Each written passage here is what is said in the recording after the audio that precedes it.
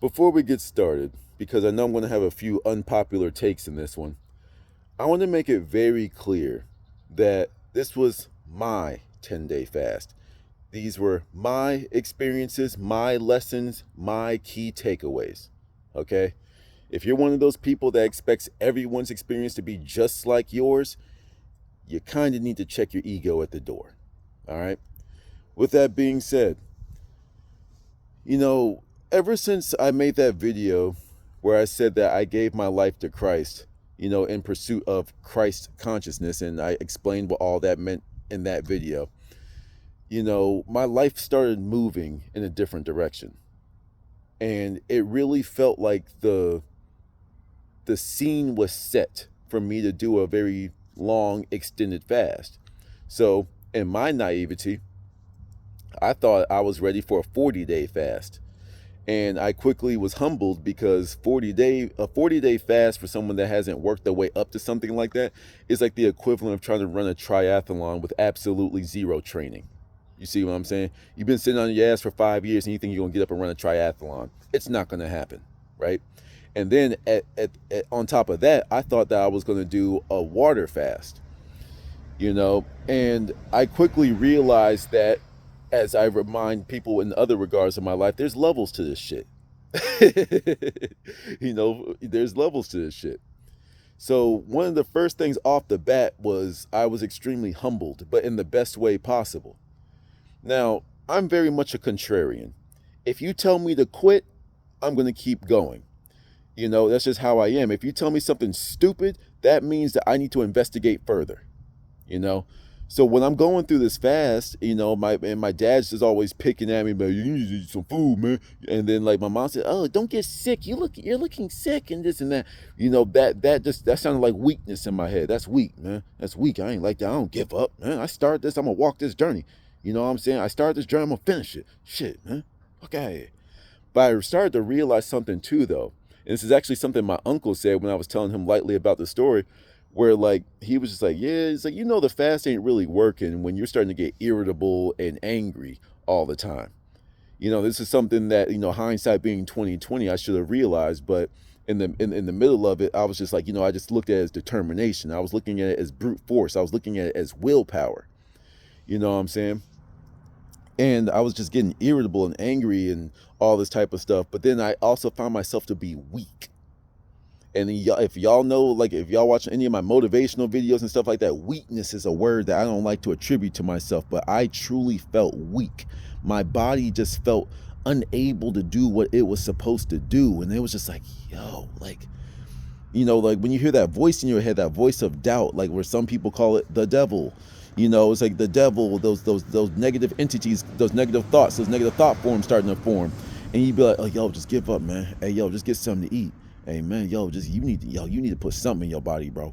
Like I started just ignoring. I was like, yo, fuck you, man. Fuck you. No, nah, man. See, nah, that's what you want me to do. Nah. And you're having that whole internal war in your own mind. You know what I'm saying? But the funny thing is, I should have been checking myself at the door a long time ago. Why did you start this fast? Because in all actuality, I was expecting something, because, I was going for the 40 days, as a lot of my fasts, tend to be, or tend to, I always set out with that intention to go for 40 days. And like, it was like, so why'd you set on this fast? It was like, I wanted to feel something, what's the word I'm looking for? Not cosmic, but supernatural. That's the word I was looking for. I wanted to find something supernatural. Like I wanted to have like a prophetic experience, a prophetic vision, a dream, something like that. I wanted to shit. It's like, let me figure out if Jesus was a real person or just an ideology. You know what I'm saying? Like I wanted to have a conversation with God, Thoth, somebody. You know what I'm saying? So that's what I was hoping to do, and I was also trying to embody, for like the biblical terms, less of me, more of him, less of me, more of it, for those of you that don't like him, as in the monotheistic God and the Christian God and such, less of me, more of the cosmic flow, less of me, more of the universe, more of purity, more of knowledge, you know what I'm saying? Less of my physicalness and more of my metaphysicalness. That's what I set out for, and I think it was day 5. It was literally my halfway point. That was my actual hardest day. You know, day 1 is always easy. Day 2 and 3, those usually aren't that hard for me. You know, 1, 2, 3 day fast is normal for me. You know, but when I hit day 5, something was just different, and I pushed through it for a few more days. But like, it just hurt. You know what I'm saying? Like, I was just like, okay, man, let's get in the shower. You know, I've been laying in the bed all day, you know, just watching YouTube. I couldn't even read books. Now hopefully I remember to come back to that point. But like, you know, I was like, all right, let me just get up and get in the shower. First of all, it took me like 10 minutes to get up, 5 minutes just to sit up, you know, get my bearings. Then when it took all this energy for me to get up, then like I had to take a stop at the door, a stop in the hallway, a stop at the door at the bathroom. Then I had to spend another 10, 15 minutes on the toilet seat just sitting there, just like before I took my clothes off to even get in the shower. You know what I'm saying? I had to turn on my workout music just to pick up the soap in order to bathe myself. I had to wait for that bass drop where you would typically, you know, lift up the weights, or you would start your sprint or start your run. I had to use that bass drop to simply pick up some soap. You know what I'm saying? And it was just like, and bass drop. I was like, ugh. And I was trying to bathe, but like, it was kind of funny because I was feeling like it was almost like a double pulse. You know, it was like a beat in my heart and a beat in my gut. It's a gunk, gunk, gunk, gunk, gunk, gunk, gunk. And it was weird because like, even throughout it, like I was doing a little bit of journaling, and like, it's like my legs felt fine, my arms felt fine, even my head, even though it was kind of foggy. And in the videos I was recording at the time, I said my brain is kind of foggy. Like, you know, it was like everything felt fine, but my gut felt so weak that I had no choice but to like curl over all the time. Like, I couldn't stand upright, you know? And I was like, man, if anything were to happen in this position right now, I wouldn't be able to do anything. I wouldn't be able to defend myself. I wouldn't be able to drag anybody out of a burning building. I wouldn't be able to do anything. Like, this just don't feel right. But I just said push, you know, because that's that warrior me. It just said push, fight to the end, you know? So I just kept telling myself, push, push, push. You ain't no bitch. You ain't no bitch. Push, push, push. But it got to the point where it's like, sometimes you have to realize that you could push yourself too far. So then I broke the fast in a way you're not even supposed to. My first thing I had was a croissant, because that was my biggest craving. Like, I was just, yo, just give me a croissant. The worst thing I should have been eating. But then the thing was, though, that croissant was so damn good. Something that I shouldn't be eating, something that's saturated in butters and dairy and all this type of stuff. It tasted so good to me. It tasted like the first thing I ever ate. But it was in that moment where I did find God in a different way. You know, people always say, you know, be careful what you ask for, because, you know, God has ways ye know not of. My ways are not your ways. So I want to see God still, like, in my naivety, I'm still waiting for a beam of light to have a conversation. Hey, ring, ring. Hey, this is God. Hey, what's up, God? Hey, yo, I got a question real quick. So about them aliens, they real? Like, hold up. And then that Jesus dude, like, was he a real person, or was, you know what I'm saying? It wasn't like that. I found God in the goddamn croissant. I found God in a croissant, you know, because that really, like, once I started eating again, I started to get my strength back. I really started reflecting back on this experience, and I was just like, okay, number one, did I get anything out of this? And oh my gosh, like I said in my video a couple of videos back, like, I'm still unpacking things. But like, one of the biggest things was like, it really had me questioning everything I thought I knew about myself, right? Number one, I had to get over the fact that I felt like I was defeated. You know, I set out for 40 days and I fell short of 10. I went a quarter of the way. What the fuck, man? Like, come on, man. You didn't even make it halfway. Like, there's all these random people that and you only made it 10 days. But then at the same time, you know, I had to like look at myself in the mirror. Yo, I went 10 days. I went 10 days on straight water. I didn't even add anything. I didn't even add nothing like chlorophyll to the water.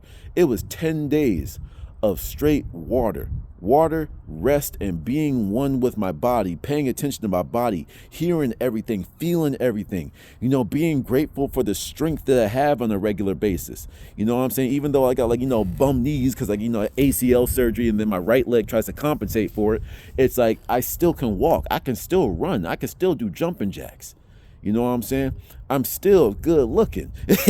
You know, I still got my hair growing. I got a full mouth of teeth. I got parents, I got all this type of stuff. And that wave of appreciation for what I did have came from that one little failure. What I thought was failure was one of the greatest successes of my life. Because then the other way of looking at it was like, okay, you failed. Congratulations. You failed at something that some people wouldn't even try. You know what I'm saying? And then that was just another one of those ways where it's like God's just looking at you. See?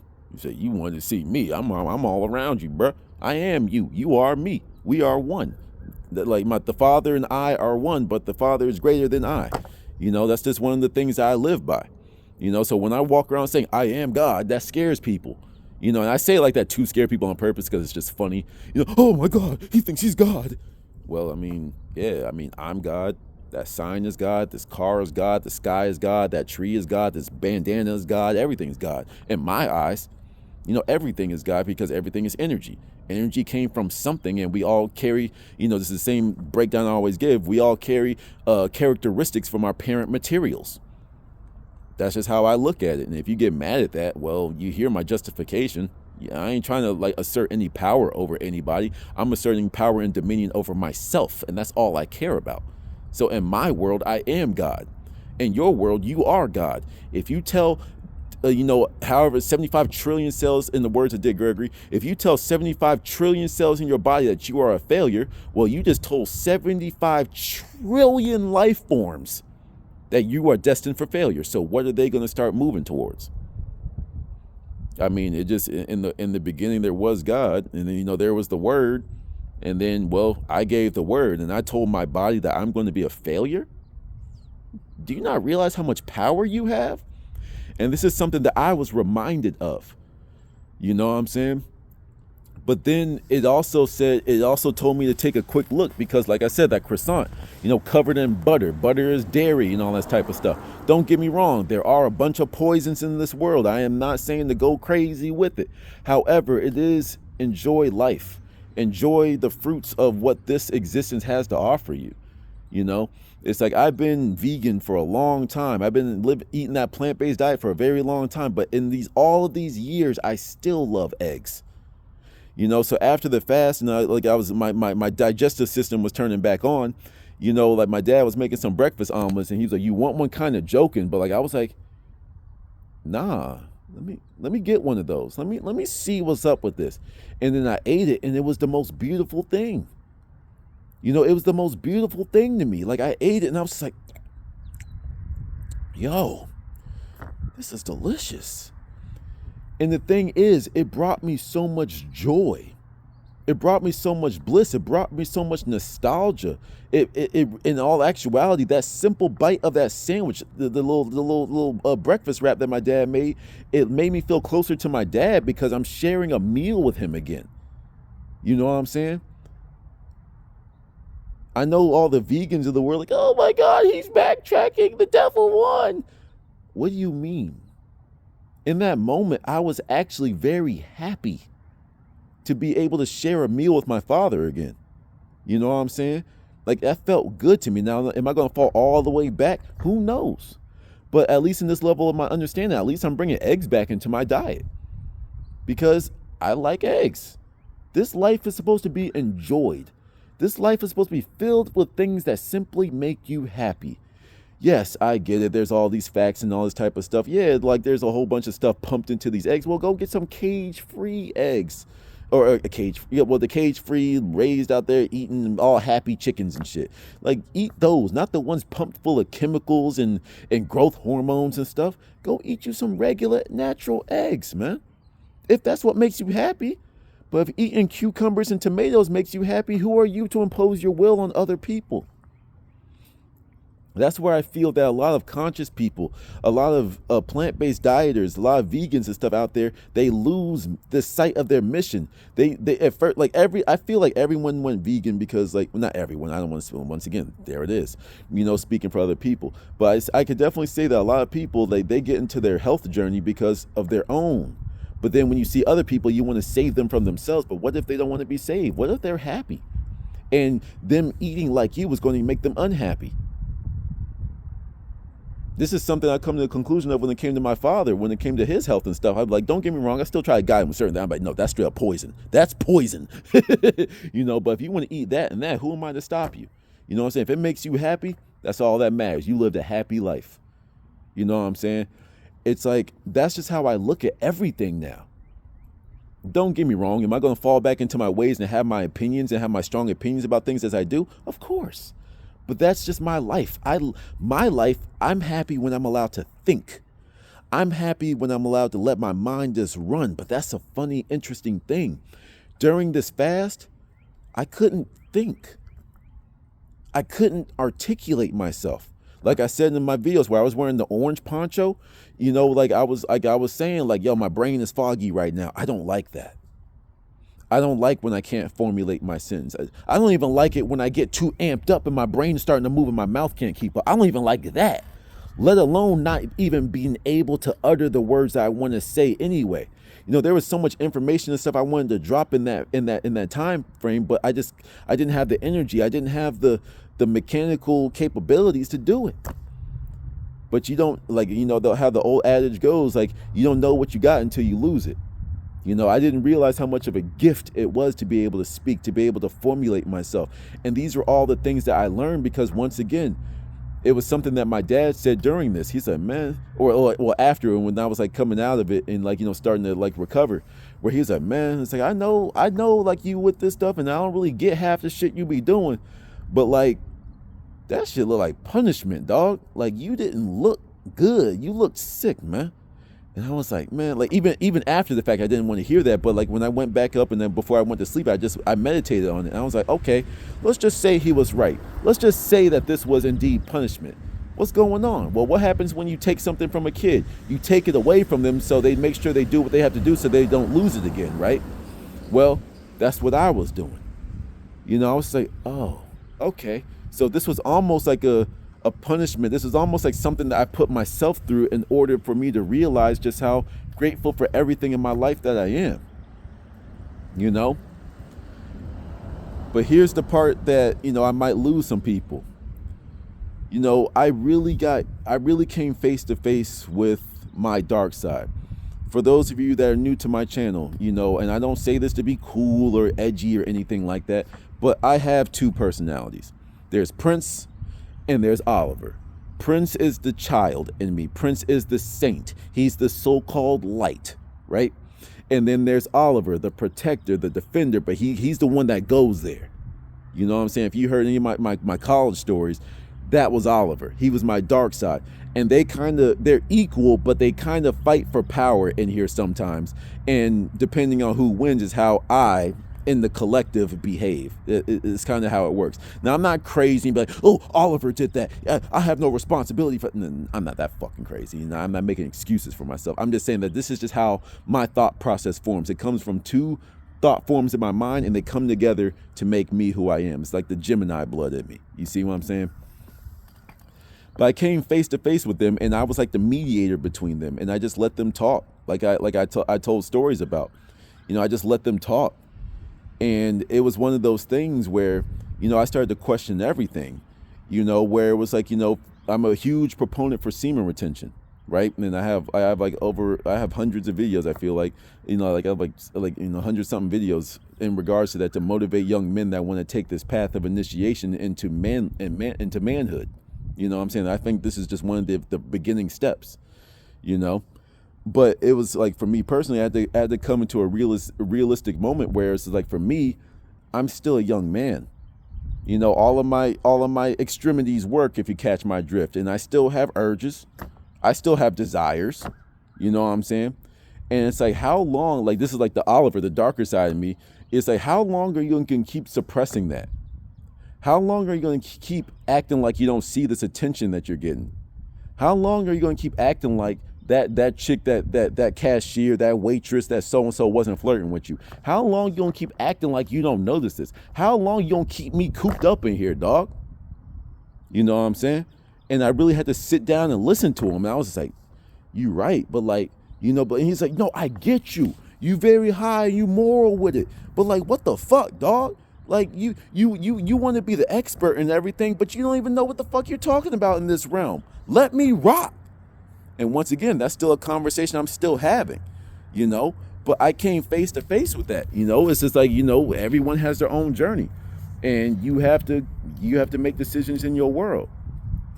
You know, when it came to the veganism, the plant-based lifestyle, you know, how long are you going to keep, you know, this is the kid in me. Well, how long you keep not going to let me eat things off the menu? Like, I see all these things that look amazing to us. We all like it. You know, I seen some roasted duck and I wanted to try it. Why can't I? You know, we ate eggs. Eggs were good. I'm using the kiddie voice on purpose. It's like, you know, eggs were good. Why can't we have eggs? We ate eggs. Nothing happened to us. We're good.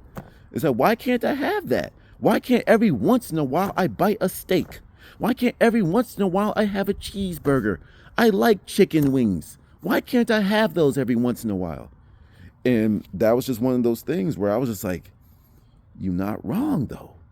You know, because there was a point where those things brought me a tremendous level of happiness. So if I brought those back into my world, that would be, hey, how you doing? It's like that would bring a lot of happiness into my world. And your whole life is supposed to be made of things that make you happy. So why would I block myself off from that? You see what I'm saying? Now, of course, I know I do have a little bit of addictive personality, so I know I'll go overboard with it if I let either side just win. That's why there needs to be balance. That's why I let both of them exist. And I let them coexist and co-lead. You know what I'm saying? But nevertheless, these are the things I came to, you know. But then when it came to God, you know, before I had like the revelation that I saw God in a croissant, you know, I was like, I went into this fast looking for God. And I didn't get anything. Shit, I was trying to read these high vibrational books that I bought for this fast, and I couldn't even look at them. I couldn't even focus on them long enough to read the book.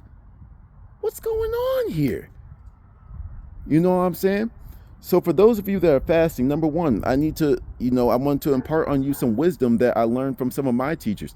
You have to wean into these fasts appropriately. You know, I like Layla Africa's way of getting into fast, where it's like 3 days before. So 3 days before, you can eat 3 fruits. 2 days before, you eat 2 fruits. 1 day before, you eat 1 fruit. Then you do your fast. Then when you break the fast, you make sure you get 1 fruit, you know, very, you know, water dense fruit or whatever. Then 2 fruit, 3 fruit, and then you work your way back up. You see what I'm saying? For me, I just like, there's that piece of that masochist in me that likes the pain, that likes the struggle. So like for me, I just like cold turkeying it. You know what I'm saying? That's just me. That's just who I am as an individual. You know what I'm saying? But like when I go through things, I'm like, okay, there's maybe there's a method to your madness, because that's another thing I learned. You know, it's just like, you know, question your teachers. Sometimes you have to be humbled. I will always question my teachers because I have no problem looking like an idiot in the presence of a master. Even if I think I know everything, in the presence of a master, you're always going to be but a child. You know what I'm saying? So if Layla Africa, if I was able to sit at his feet and learn from him and read his books and read his notes and all this type of stuff and hear him speak and all this type of stuff, it's like I would still question him. I would still challenge him just in case there's another truth, because I live in the world where everyone can be wrong and everyone can be right. There's never just one answer, never that. So I always have to go out there and find my own way. You know, even if the truth is right there in front of me, let me go find it on my own. You know what I'm saying? But like I said, this fast was very eye-opening to me, very humbling to me. And there's things I'm still unpacking. And if there's anything I think of, I'll bring it back up in a different video. But you know, this is just my experience with just a simple 10-day water fast. These were the things that went through my mind. These were the experiences. These were the ups, the downs, all this type of stuff. Let me know your thoughts. Till the next one.